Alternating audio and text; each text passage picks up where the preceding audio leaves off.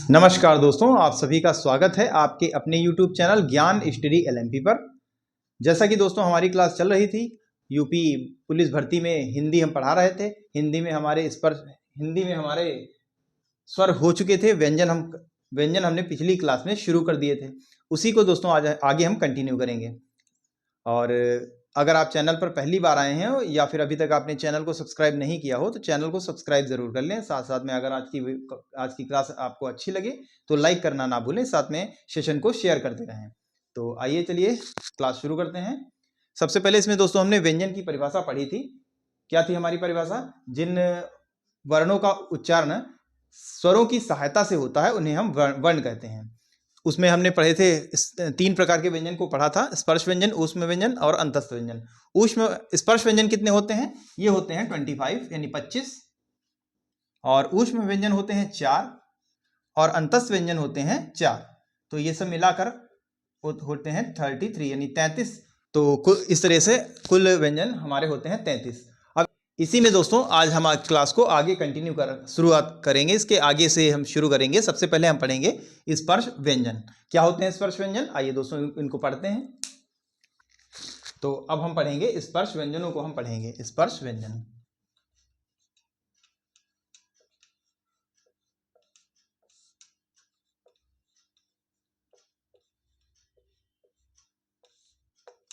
क्या होते हैं स्पर्श व्यंजन? इनकी अगर बात कर ली जाए तो वर्णों के उच्चारण में हमारे शरीर के अंगों को स्पर्श करते हुए बाहर आते हैं, उन्हें हम स्पर्श व्यंजन, यानी कहीं पर भी स्पर्श अगर करेंगे हमारे मुख से तो उन्हें हम स्पर्श व्यंजन कहते हैं। तो इसको लिख लेते हैं।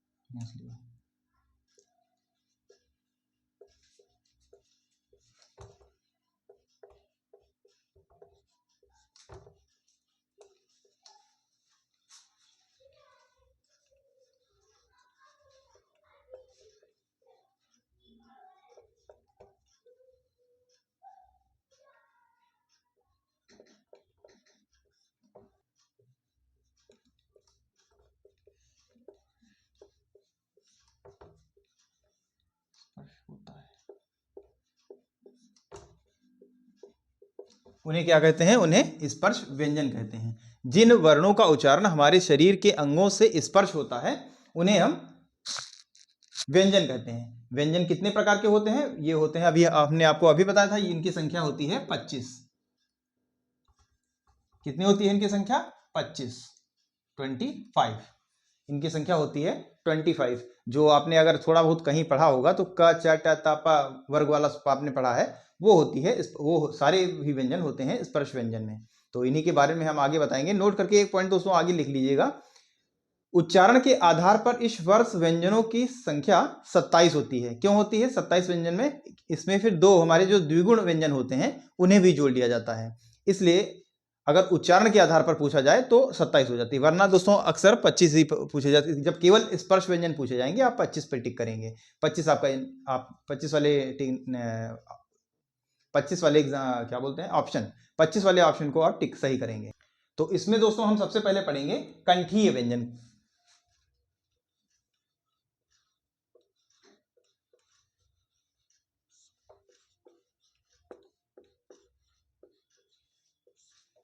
कौन से होते हैं कंठीय व्यंजन? जिनका उच्चारण करते समय हमारे कंठ से जो होते हैं, जिनका उच्चारण हमारे कंठ से होता है उन्हें हम कंठीय व्यंजन कहते हैं।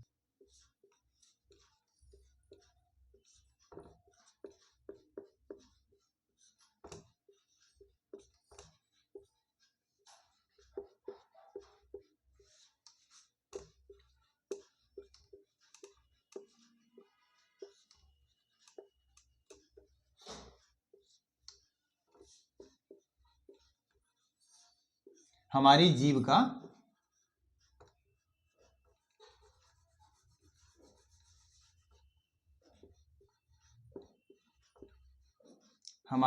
का पिछला हिस्सा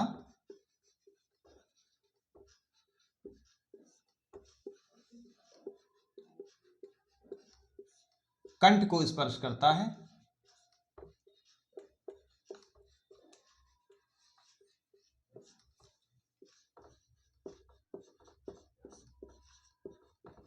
उन्हें हम क्या कहते हैं, उन्हें हम कंठीय व्यंजन कहते हैं। उन्हें क्या कहते हैं, उन्हें कंठीय व्यंजन कहते हैं। ये कौन से होते हैं, तो जो हमारा का चा टा ता प वाला होता है, इसमें सबसे पहला जो हमारा का होता है वो आ जाता है इसमें।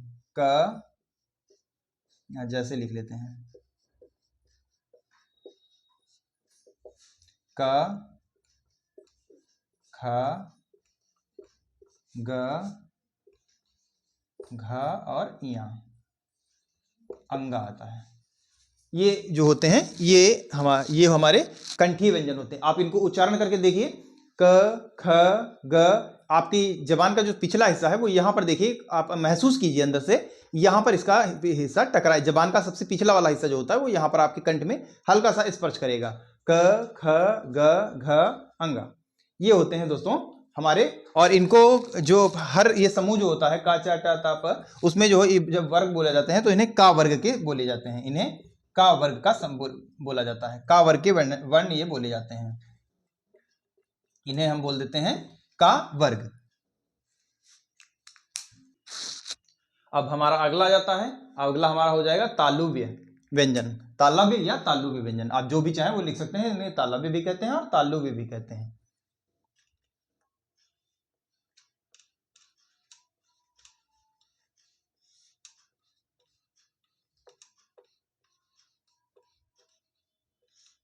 तालव्य व्यंजन, इनकी क्या परिभाषा होती है, जिन वर्णों के उच्चारण में हमारी जीभ का मध्य भाग ऊपर के तालु से टकराता है उन्हें तालव्य व्यंजन कहते हैं। आइए लिख लेते हैं।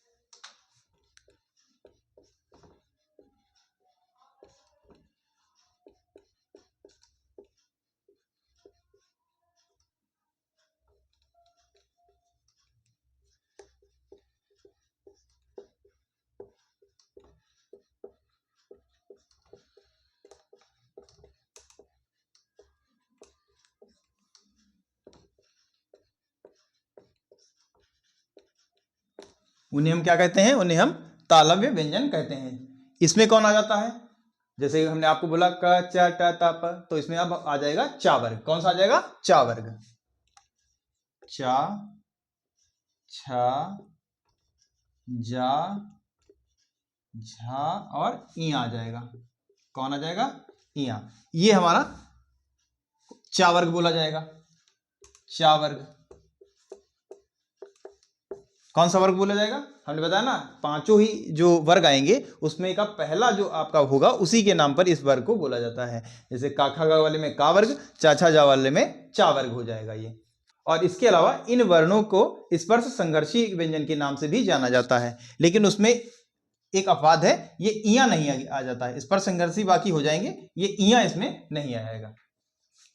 व्यंजन क्या होता है, जिन वर्णों का उच्चारण मुख से होता है लेकिन इसमें क्या होता है, इसमें हमारी जबान का अगला हिस्सा ऊपर के तालु से टकराता है। जैसे इसका वर्ग कौन सा आ जाएगा, इसका वर्ग आ जाएगा टा वाला, क च ट, टा वाला वर्ग आ जाएगा टा ठा डा। आप बोलकर देखिए, हमारी जबान का अगला जो हिस्सा होगा वो आपके तालु में आगे, तालु के भी आगे के हिस्से में टकराएगा।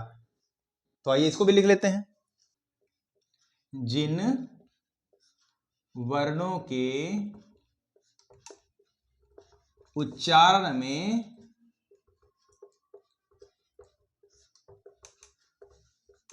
हमारी जीभ का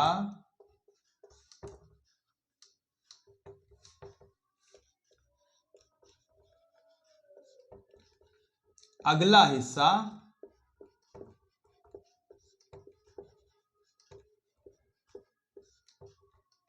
तालु के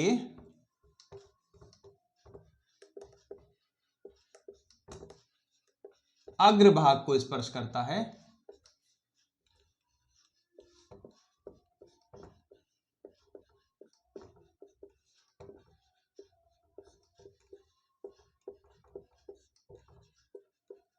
उसे हम क्या कहते हैं, मूर्धन्य व्यंजन। आप बोलकर देखिए इसमें कौन से आ जाते हैं, इसमें आ जाते हैं आपके ट ठ ड ढ ड़, इसमें आ जाएंगे आपके ट ठ ड ढ ट ठ ड ड ढ और ये ड़ा आ जाएगा, ये इसमें आ जाएंगे। इसको क्या बोलेंगे, इसको टा वर्ग बोल देते हैं, टा वर्ग, इसको टा वर्ग बोल देते हैं। इसमें आप बोलकर देखिए इनको, ट ठ ड ढ ड़ा। इसमें आपका जो जबान का आगे का हिस्सा है, ये वाला जो हिस्सा होता है, ये आपके तालू के सबसे आगे जो दांत के ठीक पीछे वाला हिस्सा है, उसे देखिए स्पर्श कर रहा है, ट ठ ड ढ ड़ा। अब अगला हमारा आ जाता है दंतीय व्यंजन।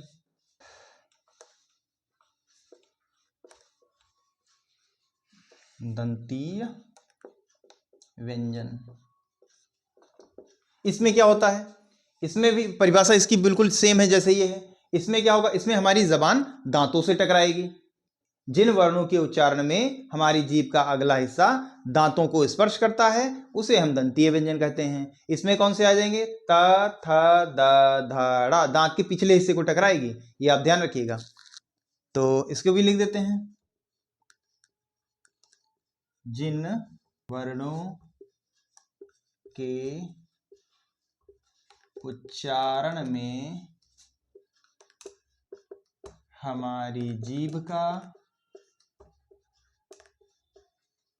अग्रभाग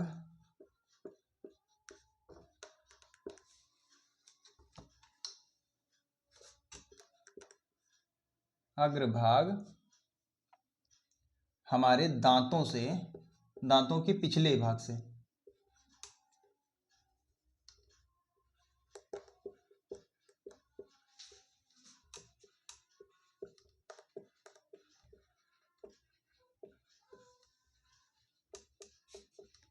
भाग को स्पर्श करता है,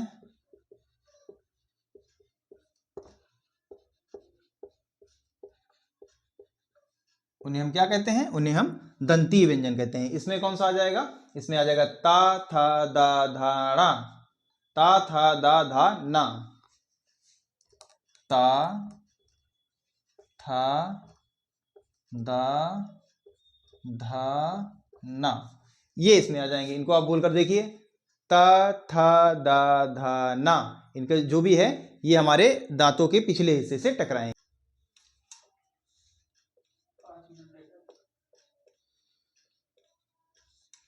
अगला हमारा है ओष्ठीय व्यंजन। ओष्ठीय व्यंजन में क्या होता है, ओष्ठीय व्यंजन में जिन वर्णों का उच्चारण हमारे ओठों के द्वारा होता है, उन्हें हम ओष्ठीय व्यंजन कहते हैं।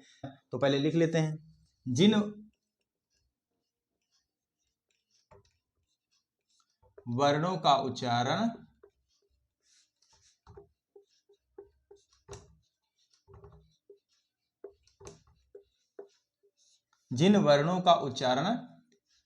हमारे होठों के द्वारा होता है, उन्हें हम क्या कहते हैं, उन्हें हम ओष्ठीय व्यंजन कहते हैं। इसमें कौन से वर्ग आ जाता है, पा वर्ग, हमने आपको बताया, पा फा बा भा और मा आ जाएगा। कौन से हो गए, पा फा बा भा मा, ये इसमें आ जाते हैं। तो ये हमारे होते हैं ओष्ठीय व्यंजन, यानी स्पर्श व्यंजनों में 5 जो आए वो हमने आपको बता दिए। इसके अलावा भी और होते हैं, वो हम आपको आगे बताएंगे। इसके अलावा जो हमने बनाए उनको हम पहले लिख देते हैं, फिर हम आगे बताते हैं। ये दोस्तों हमारे पांचों वर्ग हो गए, ये का वर्ग, ये चा वर्ग, ये टा वर्ग, ये ताप वर्ग, ये पा वर्ग। इसको याद रखने के लिए हम आप शुरुआत से बोल रहे हैं, क च ट त प, इस तरीके से आप याद रखेंगे। यानी इस वर्ग का आप पहला अक्षर अगर याद रखेंगे तो इस जो क्रम है आप क्रम नहीं भूलेंगे, वरना कहीं आप ये लिख देंगे, उसके बाद ये लिख देंगे, उसके बाद ये लिख देंगे, फिर ये लिखेंगे, फिर ये लिखेंगे। तो ये आप याद रख लिए, क च ट त प, ये याद रखेंगे तो इसका क्रम आप नहीं भूलेंगे। और उसके अलावा हम आपको बताने ये जा रहे थे कि इन सभी वर्गों का, ये जो 5 वर्ग हैं, इन पांचों वर्गों का जो अंतिम अक्षर हो जाता है, ये जो है हो जाता है, ये नासिक वर्ग में आ जाता है। ये नासिक वर्ग में आ गया था। इसकी परिभाषा हम आपको जो हमारे जिन वर्णों का उच्चारण हमारे कुछ उसका उच्चारण नाक से होने लगता है वो नासिक व्यंजन हो जाते हैं। तो ये पांचों उसमें नासिक में आ जाते हैं। और इसके अलावा जब हम अभी पढ़ेंगे घोष, सघोष और अल्पप्राण, अल्पप्राण, तो इन्हीं से होता है। उसमें पहला और तीसरा हो जाता है। यही हम आपको आगे समझाएंगे इसके बारे में। ये हम स्पर्श व्यंजनों को हमने पढ़ा और स्पर्श व्यंजनों से बहुत ज्यादा प्रश्न आते हैं, जैसे घोष, सघोष, अघोष। ये सब दोस्तों अभी हम आगे कंटिन्यू इस क्लास को करने वाले हैं और इसमें हम पढ़ाने वाले हैं। और इसके अलावा दोस्तों उच्चारण के प्रयत्न के आधार पर स्पर्श व्यंजन का वर्गीकरण 8 प्रकार से किया जाता है। उसमें कौन कौन से होते हैं? इसमें आगे जो हमने आपको बताया था, उच्चारण प्रयत्न के आधार पर व्यंजन का वर्गीकरण 8 प्रकार से होता है, ये हमने आपको बताया था। तो उसमें दोस्तों पहला हो जाता है हमारा स्पर्शी व्यंजन, उसके बाद होता है संघर्षी व्यंजन, स्पर्श, नासिक व्यंजन, लुंठित व्यंजन, पार्श्विक व्यंजन, उपक्षिप्त व्यंजन और संघर्षहीन व्यंजन। इसमें आप देखेंगे स्पर्शी व्यंजन में 16 होते हैं, 16 वर्ण होते हैं। इसमें 16 वर्ण होते हैं। कौन कौन से होते हैं आप देख सकते हैं? का, ख, ग, घ, ट, ठ, ड, ढ, त, थ, द, ध, प, फ, ब, भ। और हमने जैसे आपको अभी पीछे बताया था कि अंतिम जो इनका होता है वो नासिक हो जाता है। तो आप नासिक यहाँ पर देख सकते हैं। इन नासिक वाले कॉलम में ये देखिए यहाँ पर लिखे अंगा, इया, अड़ा, न, म, ये यहाँ पर लिखे हुए हैं। और इसके अलावा दोस्तों संघर्षी व्यंजन आप देख सकते हैं, तीनों ही शा इसमें आ जाते हैं। ये वाला शा, ये वाला शा, ये वाला शा, तीनों ही सा हो जाते हैं। और उसके अलावा हा इसमें आ जाता है। और उसी प्रकार से स्पर्श संघर्षी जो आ जाते हैं उसमें चा वर्ग आ जाता है। और अंतिम अक्षर इसका नहीं आता है क्योंकि अंतिम अक्षर यहाँ पर आया हुआ है, इसलिए अंतिम अक्षर नहीं आता है। चा, छ, जा, झा। और उसके अलावा नासिक व्यंजन हमने आपको बता दिया। लुंठित व्यंजन केवल अकेला एक होता है, हमारा रा होता है। लुंठित व्यंजन अकेला हमारा रा होता है। और उसी प्रकार से पार्श्विक व्यंजन अकेला हमारा ला होता है। ये आपसे यहाँ से आपको बहुत ही एग्जाम में पूछे जाते हैं प्रश्न, इसलिए आप इसका स्क्रीनशॉट जरूर ले लें। यहाँ से आपका निश्चित ही एक प्रश्न जरूर आपको यहाँ से मिल जाएगा। इसके अलावा दोस्तों उच्छिप्त व्यंजन होता है, इसमें अंगा और अड़ा होता है। और यहाँ पर दोस्तों संघर्षहीन व्यंजन या और वा होता है। संघर्षहीन व्यंजन कौन होते हैं? जिनके उच्चारण के समय ना तो हम गर्म हवा के साथ ये व्यंजन बाहर आते हैं, वो हमारे संघर्षहीन व्यंजन हो जाते हैं। तो ये हमारे 8 वर्गीकरण, हमारे व्यंजन के 8 वर्गीकरण हो गए उच्चारण के आधार पर। आप इसका अगर अभी तक आपने स्क्रीनशॉट ना लिया हो तो स्क्रीनशॉट इसका ले सकते हैं। और आइए अब क्लास आगे बढ़ाते हैं। अब हमारा अगला पॉइंट है अंतस्थ व्यंजन। अब हम पढ़ेंगे अंतस्थ। वो स्पर्श व्यंजन हमने हो गए हमारे। स्पर्श व्यंजनों के बाद हमारे 4 अंतस्थ व्यंजन थे और 4 ऊष्म व्यंजन थे। तो पहले हम अंतस्थ व्यंजन को पढ़ेंगे। 4 हमारे जो अंतस्थ व्यंजन होते हैं वो कौन से होते हैं, पढ़ लेते हैं। अंतस्थ व्यंजन,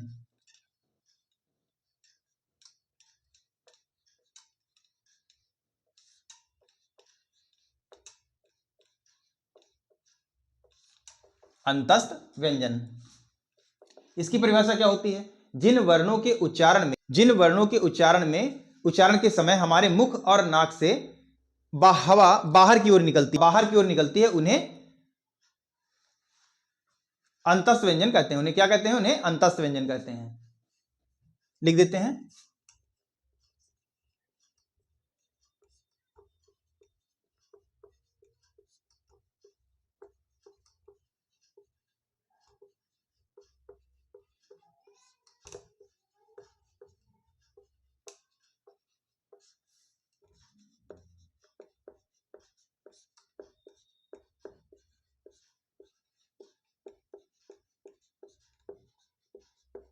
हमारे नाक और मुख से हवा या वायु कह सकते हैं बाहर की ओर निकले, बाहर निकलती है, उन्हें हम क्या कहते हैं? उन्हें हम अंतस्थ व्यंजन कहते हैं। उन्हें क्या कहते हैं? अंतस्थ व्यंजन कहते हैं। ये कौन कौन से होते हैं? ये हमारे हो जाते हैं या, रा, ला, वा। या, रा, ला, वा, ये होते हैं हमारे 4 प्रकार के या, रा, ला, वा। तो इनकी संख्या अक्सर पूछी जाती है एग्जाम में, तो इनकी संख्या जरूर याद रखेंगे। या, रा, ला, वा यानी 4 होते हैं ये। इनकी संख्या एग्जाम में पूछी जाती है कि अंतस्थ व्यंजन कितने होते हैं, तो अंतस्थ व्यंजन 4 होते हैं। ये आपको याद रखना होगा। ये प्रश्न यहाँ से जो हमने अभी पिछले बार पढ़ाया था और यहाँ से एक नंबर तो एक हो सकता है 2-3 नंबर इस व्यंजनों में 2-3 नंबर के क्वेश्चन आपके निश्चित तौर पर आपको मिलेंगे। तो इनको आप अच्छे से याद करिएगा। अब हम आगे पढ़ेंगे ऊष्म व्यंजन। ऊष्म व्यंजन की परिभाषा क्या होती है? ऊष्म व्यंजन की परिभाषा होती है जिन वर्णों के उच्चारण के समय, जिन वर्णों के उच्चारण करने पर मुख और नाक से गर्म हवा का प्रवाह मुख से होता है, उन्हें हम ऊष्म व्यंजन कहते हैं। इससे पहले वाले में अंतस व्यंजन में क्या था, उसमें हवा तो बाहर निकलती थी लेकिन गर्म का कोई जिक्र नहीं था। यहाँ पे गर्म शब्द आ जाता है। इसमें होते कौन है? तीनों ही शा इसमें आ जाते हैं और इसके अलावा हा आ जाता है। आप बोलकर देखिए, शा शा हा, घर्षण के साथ बाहर निकल रही है और हवा गर्म बाहर निकलती है इसमें। तो इसको भी लिख लेते हैं। जिन वर्णों के उच्चारण के समय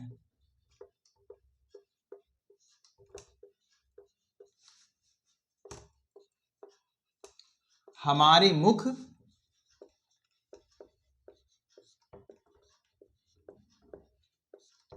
और नाक से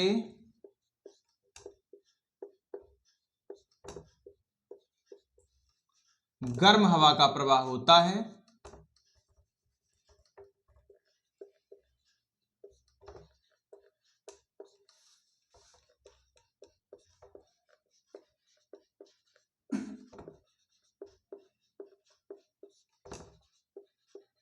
उन्हें हम क्या कहते हैं? उन्हें हम ऊष्म व्यंजन कहते हैं। ये कौन से होते हैं? हमने आपको अभी बताया, तीनों ही शा आ जाते हैं इसमें, ये वाला शा और साइकिल वाला ये वाला शा, इसके अलावा हा हो जाता है। ऊष्म व्यंजन में कौन से होते हैं? या, रा, ला, वा, और इसमें तीनों ही शा और इसके अलावा हा। ये आपको जरूर याद रखना, क्योंकि ये जो 8 हमारे होते हैं, जो ऊष्म व्यंजन होते हैं और जो ये होते हैं, जो अंतस व्यंजन होते हैं और जो ऊष्म व्यंजन होते हैं, इसमें अक्सर विद्यार्थी परेशान होता है और अक्सर गलत कराता है। इसलिए यहाँ पर आपको प्रश्न ये जो चारों हैं ये आपको ध्यान रखने वाली बात है, क्योंकि इसमें प्रश्न इस तरह से पूछे जाएंगे कि निम्न में कौन सा अंतस्थ व्यंजन नहीं है, या निम्न में कौन सा ऊष्म व्यंजन नहीं है। 3 वहां के दे देंगे, 1 यहाँ का दे देगा। अगर आपको मालूम है तो आप सही कर देंगे, वरना आपका हो जाएगा गलत, आपका बेड़ा गर्क हो जाएगा फिर वहीं पर। तो इसको ध्यान रखिएगा थोड़ा सा। अगर आप चाहें तो इसका स्क्रीनशॉट ले सकते हैं या फिर अपनी नोटबुक में नोट कर लेते हैं। दोस्तों आप पढ़ेंगे, हाँ यहाँ पर संख्या भी पूछी जाती है, तो संख्या याद रखिएगा। इनकी संख्या भी 4 होती है। 4 अंतस्थ व्यंजन होते हैं, 4 ऊष्म व्यंजन होते हैं और 25 हमारे होते हैं स्पर्श व्यंजन। तो इनकी संख्या आप जरूर याद रख रखिएगा, संख्या अक्सर एग्जाम में पूछी जाती है। अगला हमारा आ जाता है संयुक्त व्यंजन। संयुक्त व्यंजन क्या होते हैं? संयुक्त व्यंजन जो वर्ण 2 विभिन्न वर्णों के मेल से बनते हैं, विभिन्न व्यंजनों के मेल से यहां पर बनेंगे। जो वर्ण विभिन्न व्यंजनों के मेल से बनेंगे उन्हें हम संयुक्त व्यंजन कहेंगे। लिख लेंगे इनकी परिभाषा। जो वर्ण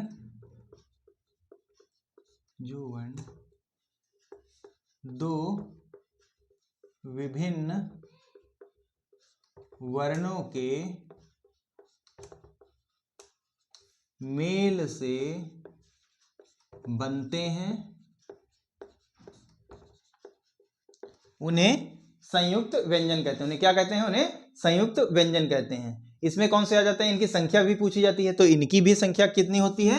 इनकी भी संख्या 4 होती है। कौन कौन से होते हैं ये हो जाते हैं। एक तो पहले आपका आ जाता है सबसे पहले छ, एक हो जाता है त्र, ज्ञा और एक होता है श्रा। ये 4 हमारे हो जाते हैं। जैसे इनका अगर वैसे कहा जाता है ना संधि विच्छेद, तो अगर इनको हम अलग अलग लिखें तो क्या हो जाएगा इनका? ये बनता है हमारा का प्लस शा से, इससे हमारा ये 6 बनेगा। त्र का हमारा बनता है आधी त और रा से। इसके अलावा ज्ञा की अगर हम बात कर लें, ज्ञा किससे बनता है? तो ज्ञा हमारा बनता है जा और इया से, जा प्लस इया। और श्रा की बात कर लें तो ये हमारा बनता है श और रा से, श प्लस रा। इनसे दोस्तों ये हमारे बनते हैं। ये हमारे संयुक्त व्यंजन हो जाते हैं। संयुक्त व्यंजन 4 प्रकार के होते हैं। तो ये हमारे आज की क्लास हम यहीं पर समाप्त करेंगे। अगली क्लास के लिए हम आपको बता दें, अगली क्लास में हम अयोगवाह व्यंजनों को पढ़ेंगे और फिलहाल आज की क्लास हम यहीं पर समाप्त करेंगे। कैसी लगी दोस्तों आज की क्लास आपको कमेंट करके बताना है, और अगर दोस्तों आज की क्लास आपको अच्छी लगी हो तो वीडियो को क्लास को लाइक जरूर कर दें और चैनल को सब्सक्राइब जरूर कर लें। और अगर दोस्तों क्लास अच्छी लग रही हो तो सेशन को शेयर जरूर कर दिया करें। तो इसी के साथ दोस्तों आज की क्लास हम समाप्त करेंगे। मिलेंगे नेक्स्ट क्लास में, तब तक के लिए नमस्कार, जय हिंद, जय भारत।